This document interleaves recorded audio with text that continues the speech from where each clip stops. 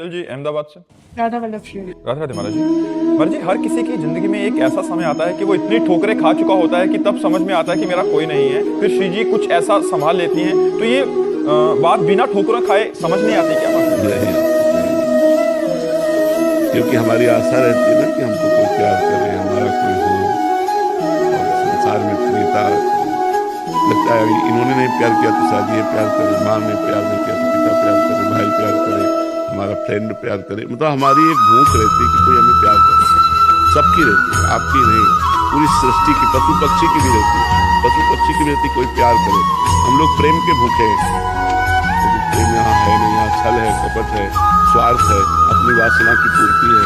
आपको जब तक हमारे से काम की पूर्ति होती रही तब तक तो आप प्यार का नाटक कर दो, जहाँ काम की पूर्ति नहीं होगी वहाँ कोई प्यार नहीं।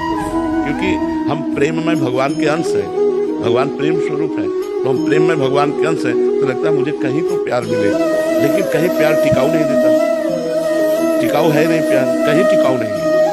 किसी का थोड़ा लंबा चल गया अगर स्वार्थ और मन मिलता रहा, नहीं फिर प्यार मेरे शरीर को, मेरी वस्तुओं को, मेरे पद को, मेरी महिमा को देखकर नहीं, सिर्फ मुझे, वो तो केवल भगवान कर सकते हैं, वो कोई इंसान नहीं कर सकता। इसी बात से हमें वैराग्य हुआ था। कक्षा 9 में पढ़ रहे थे तो हमें माँ में बहुत आसक्ति थी, और जब हम स्कूल से आते और माँ आके झूला उतारती तो हमारे आग लग जाती है, मरेगी यार, फिर कैसे रहता हूँ, माँ मरेगी, पिताजी मरेंगे, यार मरण धर्मा शरीर मेरा कौन है, फिर कौन? बस सोचते सोचते दिमाग में बस गया कि भगवान।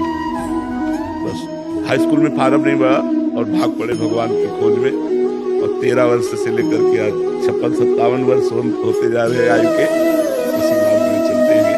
तो वास्तविक जो प्यार है वो भगवान से मिलता है, इंसान से कभी नहीं मिलता, क्योंकि कोई कितना भी हो वो स्वार्थी होता है। महाराज जी, आपको प्रथम अनुभव कब हुआ था कि वो प्यार कर रहे हैं? पहले दिन ही अनुभव हुआ, पहले दिन ही हम जब भगे, और भगवान शंकर का मंदिर है नंदेश्वर, वहाँ से 3 बजे सुबह तड़के भगे थे। अपनी माता जी से केवल बताया था कि हम कल घर छोड़ देंगे, भगवान के मार्ग के पति बनेंगे, संत बनेंगे। तो उन्होंने मजाक समझा, बच्चा है ऐसे कह रहा है। 3 बजे तड़के पिताजी को सोते देखकर प्रणाम किया, माता जी को प्रणाम किया, और बहने भाई परिवार के सबको प्रणाम किया। एक बार तो हृदय कांप गया, अरे फिर हिम्मत की, गांव के बाहर निकले, फिर हृदय कांप गया, कहाँ जाओगे, क्या खाओगे, कहाँ रहोगे? बस उत्तर अंदर से जहाँ भगवान रखेंगे, जैसे रखेंगे। तो भाग करके सूर्योदय हुआ था तब पहुंचे थे, शंकर जी का मंदिर था नंदेश्वर, वहां जाके बैठ गए।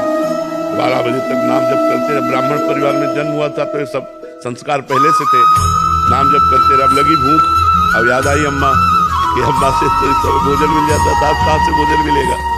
उसी समय हमने देखा एक आदमी जो है दही का एक कमंडल लिए हुए आया और कहा, बेटा यहाँ एक सूर्य स्वामी रहते थे, तुम जानते हो? हम कहा, हम तो नहीं जानते, हम तो आज ही आए। बोले उनकी कुटिया में ताला लगा, तुम दही पी लो। वह क्यों पी लें? बोले नहीं, अब वापस नहीं ले जाएंगे, हम उनके ले लाए थे, अब आप पी लो। इतना वो दूध गढ़वा में करके वो जो दही बनाया जाता है वो लाल लाल दही होता है, गाँव में वो बनता है, बड़ा स्वादिष्ट होता है।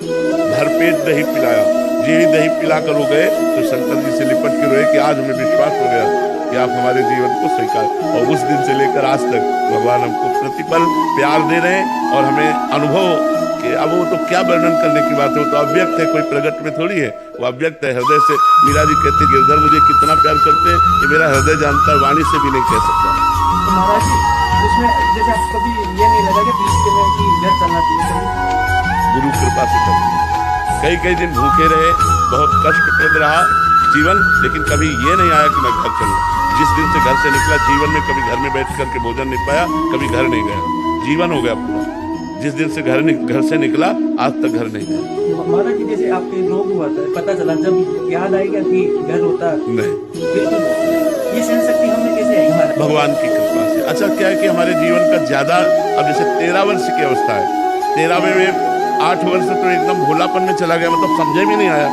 थोड़ा थोड़ा तो कुछ अपना परिचय समझ में आया संसार का, उस समय हम निकल पड़े, तो हमें ज्यादा संसार का आकर्षण लगा नहीं, क्योंकि 13 वर्ष की अवस्था से घर से निकल, हमारा किसी से लगाव नहीं था, माँ से ज्यादा किसी का लगाव नहीं, माँ में ही था। वो भगवान ने कृपा करके छुड़वा दिया, तो फिर सबसे छूट गया। और फिर हमें नहीं आया कि घर चले, कभी नहीं आया कि घर चले। माँ बाप ने नहीं पूछा? माँ बाप ने खोजा नहीं आपको? हाँ नहीं, खुदा था पहली बार पहली बार जो माँ मिली थी, बहुत वो भजन करने वाली थी, वो भजन करने वाली थी, तो ये सूचना आई कि तुम्हारी माँ आ रही मिलने। तो हम पहले भागकर ठाकुर जी के मंदिर में गए, उनसे प्रार्थना की कि मेरी सामर्थ्य नहीं है इस मोहरे से लड़ पाना, मेरी सामर्थ्य नहीं, क्योंकि उनकी आंखों से बात होती है, तो वो मेरी सामर्थ्य नहीं है। तो हमने ठाकुर जी से प्रार्थना की, मुझे सामर्थ्य दीजिए, मैं अपनी माँ से बात कर सकूँ। तो जो ही दूर से देखा उन्होंने हमें, तो दौड़कर गले लगाया। अब वो उनका तो मतलब माँ का एक प्रेम होता है, तो अब हम भी शिथिल हो गए, तो उनका चलो कृपा करें, मैं भी एक मोह से छुड़ा।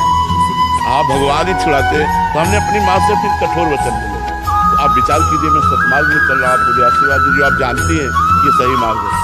तो उनका जाओ, आज के बाद मैं कभी तुम्हारे सामने नहीं आऊंगी और भगवान तुम्हारी रक्षा करें। और फिर उसके बाद वो पधार गई, लेकिन कभी वो हमारे सामने नहीं आई, कभी सामने नहीं आई, कभी मेरे साथ।